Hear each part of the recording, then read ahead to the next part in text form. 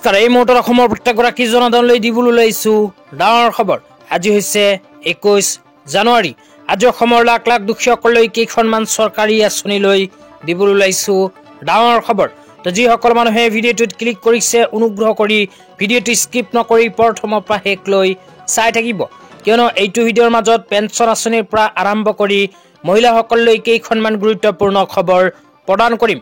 অনুগ্ৰহ কৰি ভিডিঅ'টো স্কিপ নকৰি প্ৰথমৰ পৰা শেষলৈ চাই থাকিব। লগতে মোৰ চেনেলত নতুন হলে প্লিজ চেনেলটো ছাবস্ক্ৰাইব কৰি মোৰ লগত থাকিব। তো বলক ভিডিঅ'টো আৰম্ভ কৰি আজি প্ৰথমটো গুৰুত্বপূৰ্ণ খবৰৰ বিষয়ে বিস্তাৰিত জানি লওক। আজিৰ প্ৰথমটো গুৰুত্বপূৰ্ণ খবৰ হ'ল প্ৰধানমন্ত্ৰী মৎস্য সম্পদা যোজনা আঁচনিলৈ। এইখন আঁচনিত কোনবোৰ মানুহে আবেদন কৰিব পাৰিব, আবেদনৰ পিছত কি লাভ হ'ব, ক'ত গৈ আবেদন কৰিব লাগিব, সবিশেষ আপোনালোকক জনাই আছো। অনুগ্ৰহ কৰি ভিডিঅ'টো স্কিপ নকৰি প্ৰথমৰ পৰা শেষলৈ চাই থাকিব। তো আঁচনিখনলৈ ইয়াতে কি কোৱা হৈছে প্ৰথমে পঢ়ি আপোনালোকক শুনাই দিছো।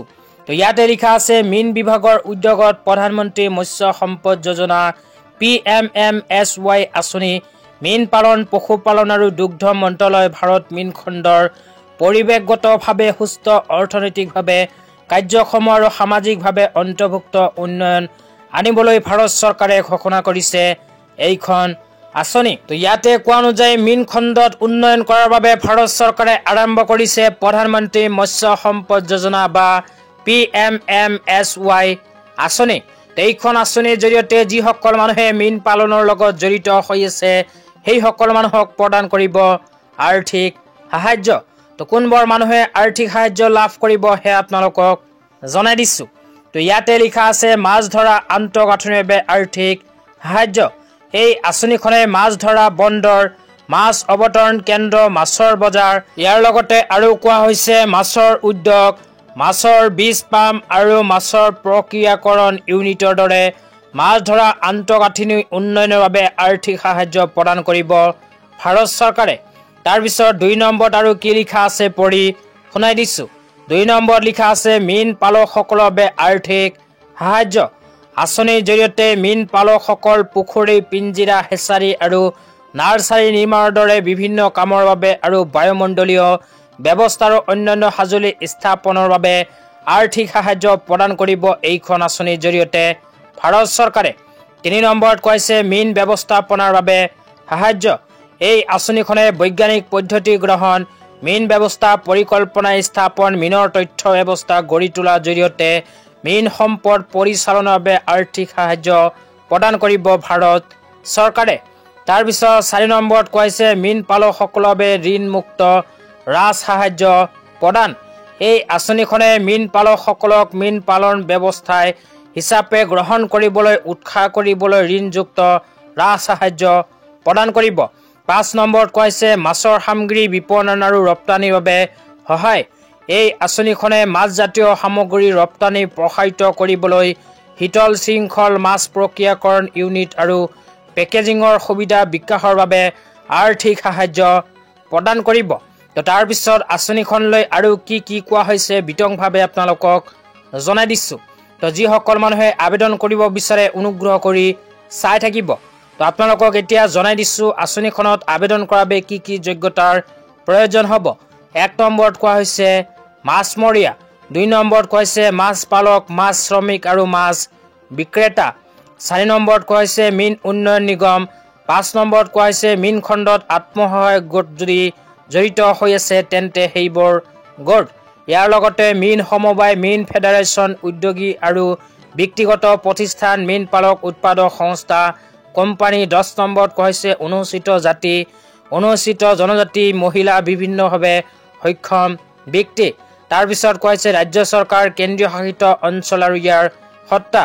12 নম্বৰত কৈছে ৰাজ্যিক মীন উন্নয়ন বৰ্ড। 13 নম্বৰত কৈছে কেন্দ্ৰীয় চৰকাৰ আৰু ইয়াৰ সত্তাসমূহ। এইবোৰ যোগ্যতা থকা যিকোনো মানুহে কৰিব পাৰিব এইখন আঁচনিত আবেদন। তেতিয়া আপোনালোকক জনাইছো আঁচনিখনত আবেদন কৰাৰ বাবে কি প্ৰমাণ পত্ৰৰ প্ৰয়োজন হ'ব। তো প্ৰমাণ পত্ৰৰ ভিতৰত 1 নম্বৰত কোৱা হৈছে আধাৰ কাৰ্ড। আধাৰ কাৰ্ডৰ লগতে আৰু প্ৰয়োজন হ'ব পেন কাৰ্ড। 3 নম্বৰত কৈছে বেংকৰ একাউণ্টৰ বিৱৰণ। 4 নম্বৰত কৈছে ব্যৱসায় পঞ্জীয়নৰ প্ৰমাণ পত্ৰ। 5 নম্বৰত কৈছে প্ৰকল্পৰ প্ৰতিবেদন, 6 নম্বৰত কৈছে ভূমিৰ নথিপত্ৰ। তো মাটিৰ তথ্যপাতিৰ প্ৰয়োজন হ'ব এইখন আঁচনিত যদি কৰিব বিচাৰে আবেদন। তো যিসকল মানুহে এইখন আঁচনিত আবেদন কৰিব বিচাৰে অনুগ্ৰহ কৰি এইটো ভিডিঅ'ৰ কমেণ্ট বক্সত কমেণ্ট কৰি জনাই দিব। তেন্তে ইয়াৰ নেক্সট ভিডিঅ'ত আপোনালোকক জনাই দিম যে মৎস্য সম্পদা যোজনা আঁচনিত কেনেকৈ কৰিব পাৰিব আবেদন। তো আপোনালোকে যদি মীন পালন কৰে বা মাছ পালন কৰে তেন্তে এইখন আঁচনিৰ জৰিয়তে ভাৰত চৰকাৰৰ ফালৰ পৰা লাভ কৰিব আৰ্থিক সাহায্য। তো ভাৰত চৰকাৰৰ ফালৰ পৰা এইখন আঁচনিৰ জৰিয়তে আৰ্থিক সাহায্য পাবলৈ অনুগ্ৰহ কৰি এইটো ভিডিঅ'ৰ কমেণ্ট বক্সত কমেণ্ট কৰি জনাই দিবলৈ নাপাহৰিব। তেন্তে ইয়াৰ নেক্সট ভিডিঅ'ত আপোনালোকক আবেদন প্ৰচেছ সম্পৰ্কে বিতংভাৱে জনাই দিম। তেতিয়া আপোনালোকক দিবলৈ ওলাইছোঁ আজিৰ দ্বিতীয়টো খুবেই গুৰুত্বপূৰ্ণ খবৰ।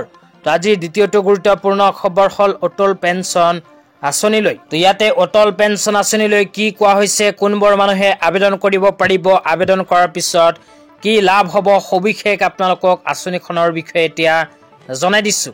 অনুগ্ৰহ কৰি চাই থাকিব। তো ইয়াতে লিখা আছে অটল পেঞ্চন আঁচনি পঞ্জীয়নকৃত সদস্য 6 কোটিতকৈ অধিক। তো ইতিমধ্যে 6 কোটিতকৈ অধিক দুখীয়াসকলে আবেদন কৰিছে অটল পেঞ্চন আঁচনিত। আঁচনিখনত আবেদন কৰাৰ পিছত কি লাভ হ'ব সেয়া জনাই দিছোঁ। এই বিষয়ত ইয়াতে কোৱা হৈছে পঞ্জীয়নকৃত সদস্যসকলে 60 বছৰ বয়সত লাভ কৰিব 1000 টকাৰ পৰা আৰম্ভ কৰি 5000কৈ টকাৰ পেঞ্চন। তো ইয়াতে কোৱা অনুযায়ী যিসকল মানুহে অটল পেঞ্চন আঁচনিত আবেদন কৰিব সেইসকল মানুহে প্ৰতি মাহত 1000 টকাৰ পৰা আৰম্ভ কৰি 5000 টকা পৰ্যন্ত নিশ্চিত পেঞ্চন লাভ কৰিব।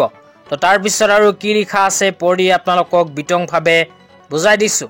তাৰপিছত লিখা আছে 2023-24 বিত্তীয় বৰ্ষত এতিয়ালৈকে নাম ভৰ্তি হৈছে 79 লাখতকৈ অধিক।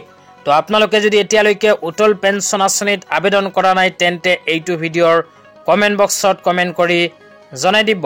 তো দুখীয়া মানুহসকলে যদি অটল পেঞ্চন আঁচনিত আবেদন কৰে, আবেদন কৰাৰ পিছত 60 বছৰ যেতিয়া সম্পূৰ্ণ হ'ব, 60 বছৰ সম্পূৰ্ণ হোৱাৰ পিছত প্ৰতি মাহতে 1000 টকাৰ পৰা আৰম্ভ কৰি 5000কৈ টকাৰ পেঞ্চন লাভ কৰিব। কিন্তু আপোনালোকে নিজৰ বয়স অনুপাতে টকা এইখন আঁচনিত জমা থ'ব লাগিব।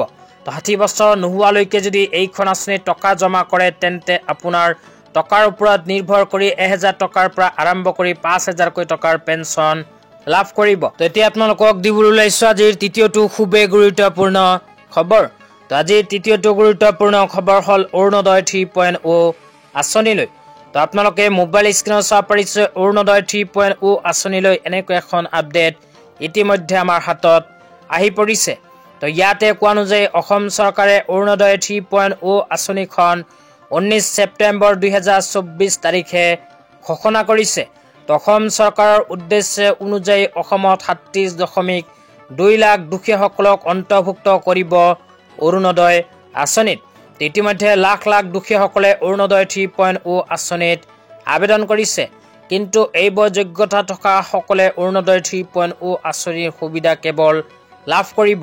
তো কি কি যোগ্যতাৰ প্ৰয়োজন হ'ব সেয়া আপোনালোকক জনাই দিছোঁ।